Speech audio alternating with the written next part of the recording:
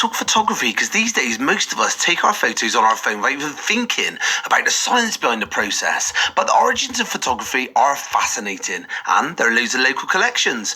So this autumn, hundreds of Bristol primary school children are getting introduced to the history of traditional photography at the wonderful St Pauls Learning Centre, and Yabo has been along to find out more. Do you see the images appearing? Yeah. So what's happening there? The silver is going dark, and that is somebody's face. Justin Quinnell is a leading expert on pinhole camera photography and loves to explain the simple process behind it. We're basically giving local primary school kids from the St Pauls area the opportunity of experiencing a chemical darkroom, doing portraits themselves using pinhole cameras and doing cyanotypes using ultraviolet light, and giving them the opportunity of relating it to history, science, chemistry, and art and photography. You pack a lot into these sessions, don't you?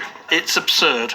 At the end of these sessions in December, we'd have given about 950 local primary school kids the opportunity of relating darkroom photography to the wonder and the experience of analogue photography. Now you can choose leaves and flowers. Ruth Jacobs from the Real Photography Company was busy teaching children another way to produce a simple image. We're making cyanotypes, which are blueprints, basically. They're pieces of paper coated with light-sensitive iron salts.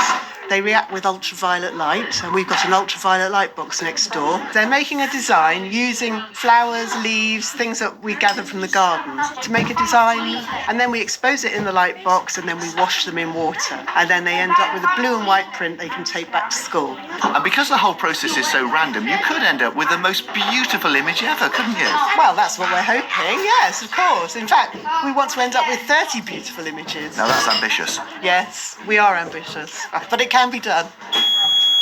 Right, that's the box, it's finished. Come and have a look now. That was good.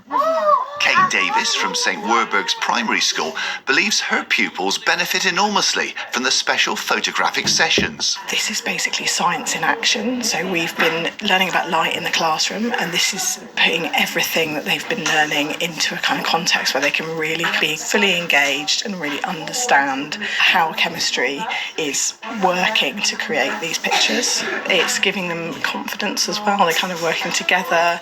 So lots of different things come into it. I thought it was really cool because I didn't know that you could just have it with cans and some duct tape to make an actual picture. It was pretty good. Like, we learned about how to make pictures with lights and cans, so like the light absorbs from the little hole.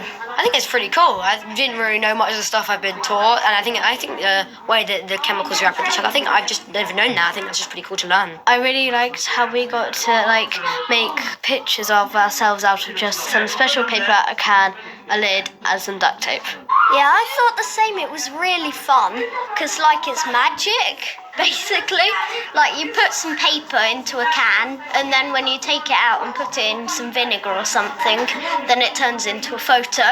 The magic of science. I think they get something they'll remember all their lives, because over the next few years, when somebody mentions chemistry, developer, fixer, or alkalines, or acids, or light, or photons, they'll think, I remember that.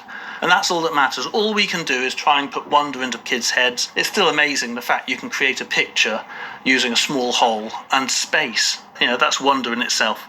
Well, mission accomplished, because the kids seem to absolutely love it. That is Justin Quinnell, who's been teaching hundreds of local primary school children the basics of photography at the brilliant St Pauls Learning Centre.